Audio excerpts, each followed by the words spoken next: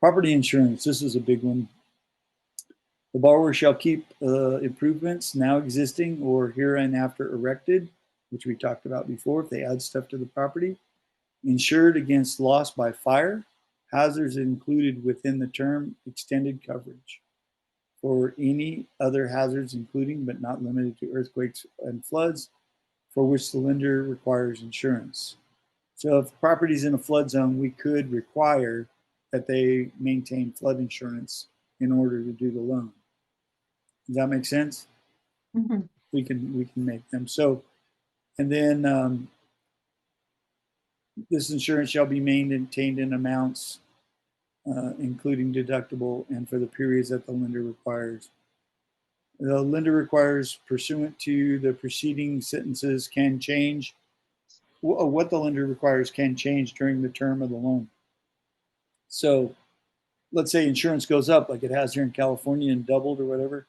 We can insist that they carry higher insurance or the values go way up or something like that, which is kind of neat if you think about it. The value of the property goes up, let's say 10% in a year, you can request that they increase the insurance coverage to 10%.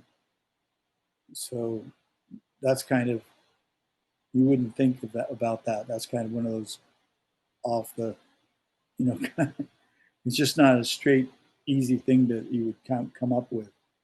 But we can add that if the value of the property goes up a substantial amount, you might want to do that because the replacement cost is not going to be there if the insurance doesn't go higher.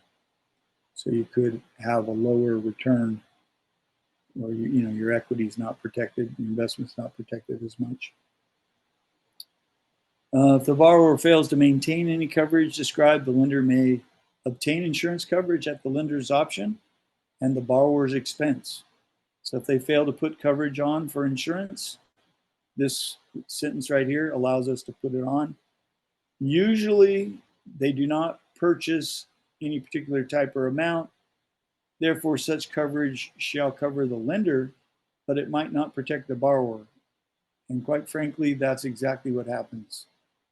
It does not protect the borrower's equity in the property or the contents of the property against any risk, hazard, liability that might provide greater or lesser coverage than was previously in effect.